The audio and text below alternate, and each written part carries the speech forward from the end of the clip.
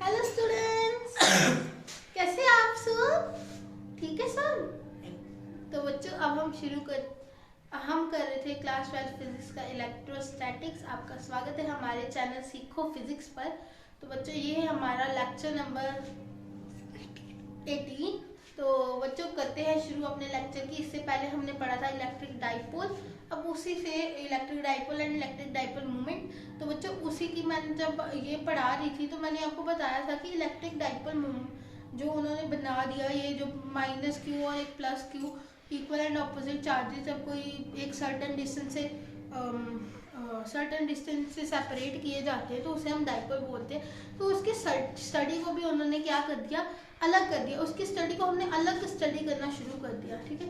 उस पर हमने इलेक्ट्रिक फील्ड निकालना शुरू कर दिया, ठीक है, अलग अलग केसेस के लिए। वही हम उसमें से एक केस अभी करने वाले हैं, ठीक है। तो बच्चों देखो क्या है, electric field intensity due to dipole at centre, ठीक है।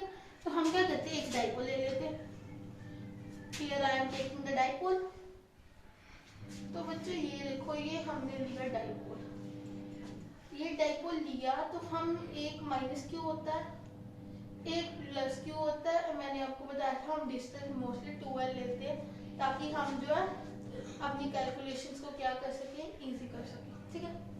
अब देखो ऊपर क्या लिखा है, let A B the dipole having dipole at 12।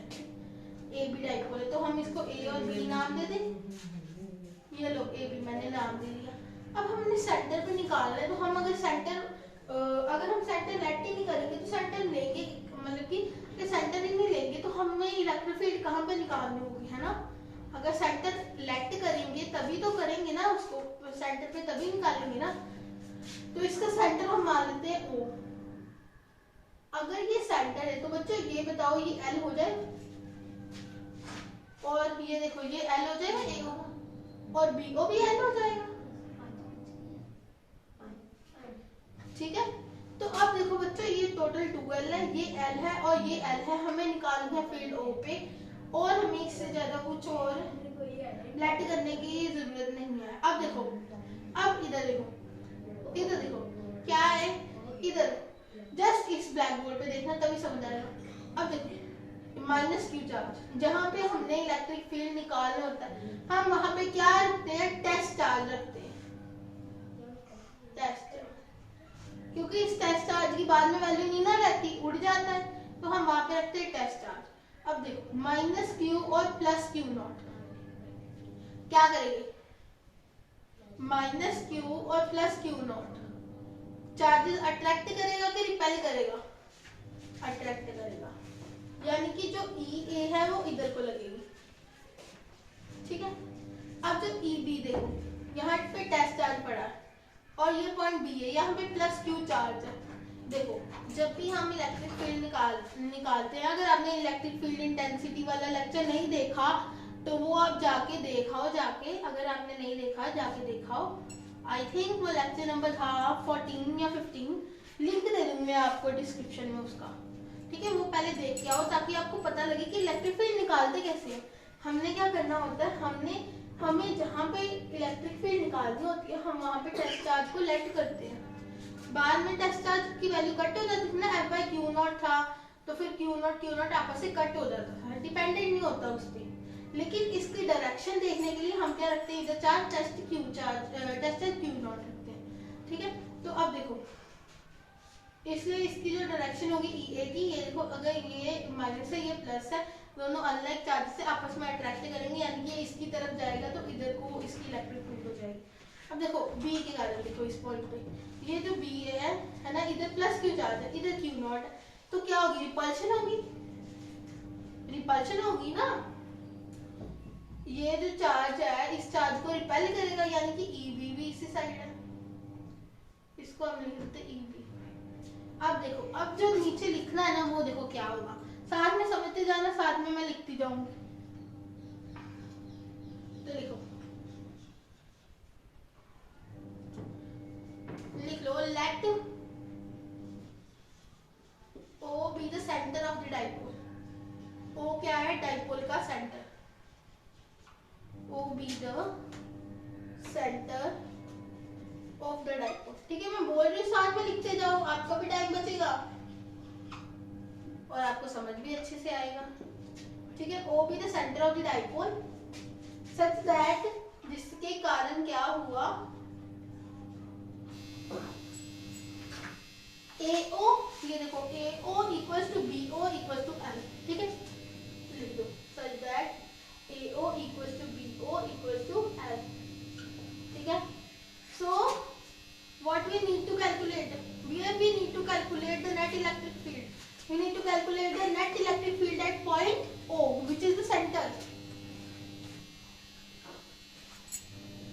We need to calculate the net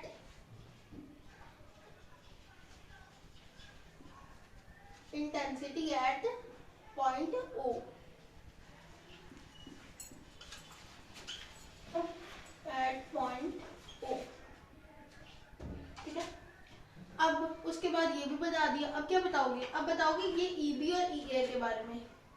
EA क्या है, electric field intensity due to charge placed at point A।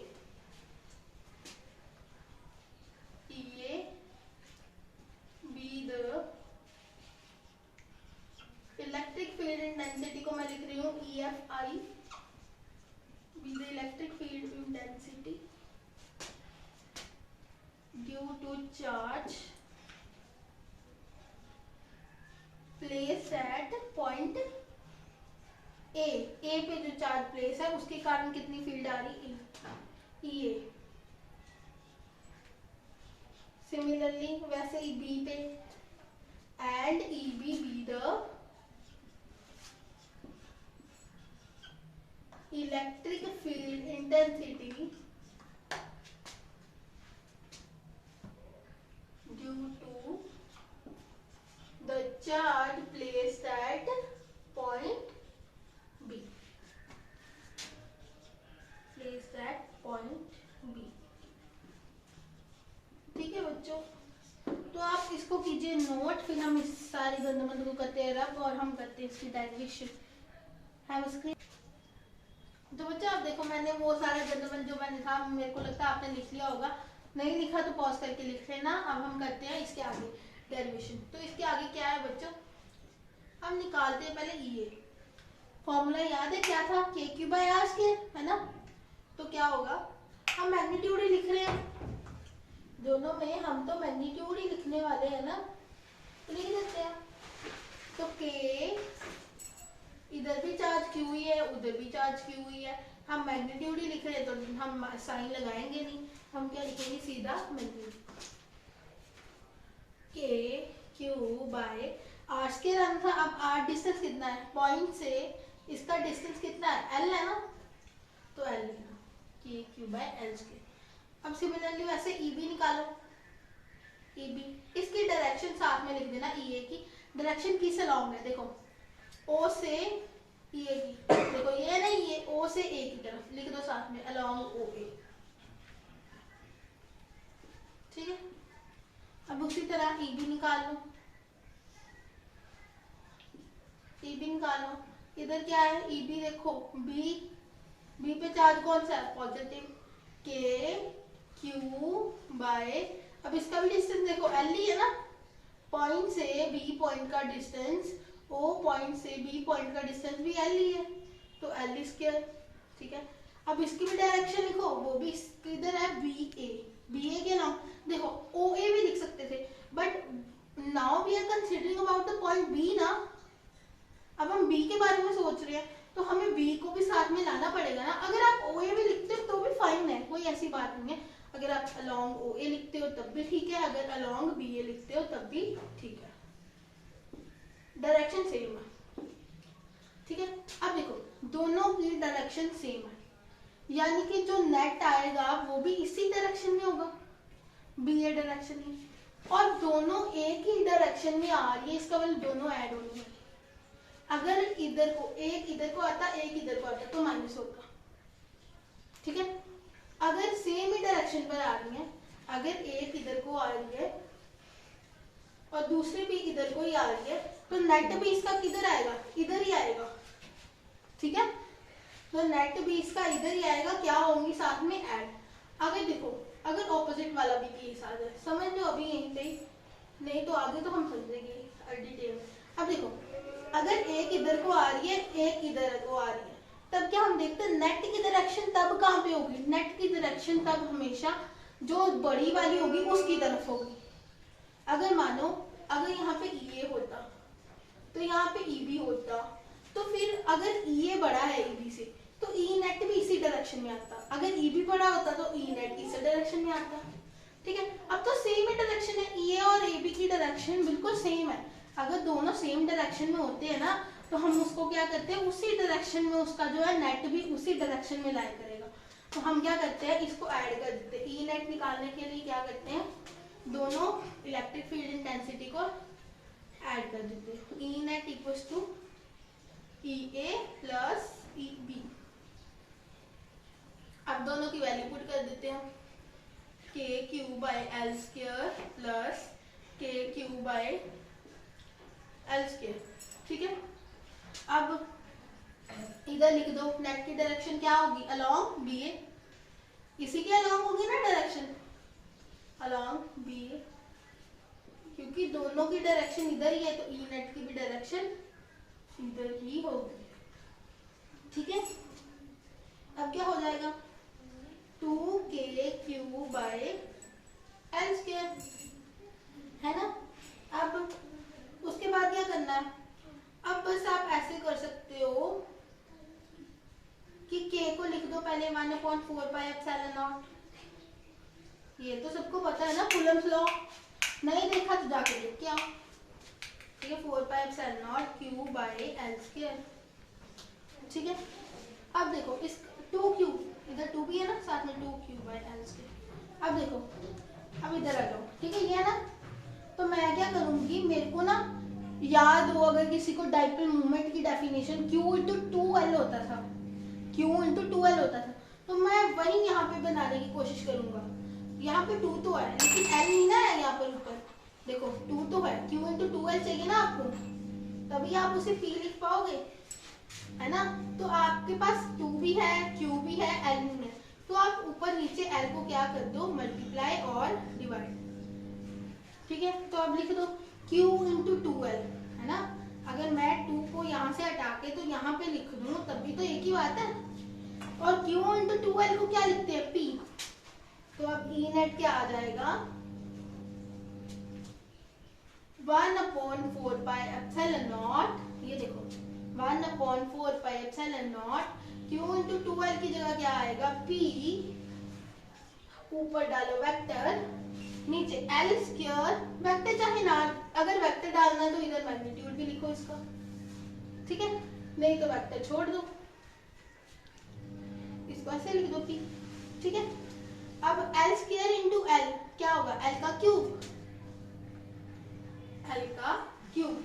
अब इसकी direction along B A, along B. ठीक है, साथ में लिख दो where p is the dipole moment, that is dipole moment का क्या फॉर्मूला होता है, p equals to q into 2l।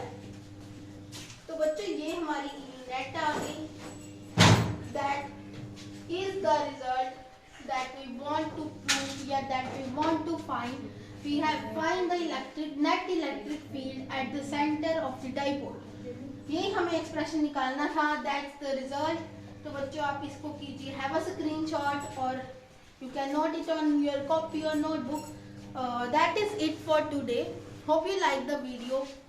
Please like, share and subscribe to my channel Seekho Physics. If you have any doubt you can comment below. Thanks for watching. Bye.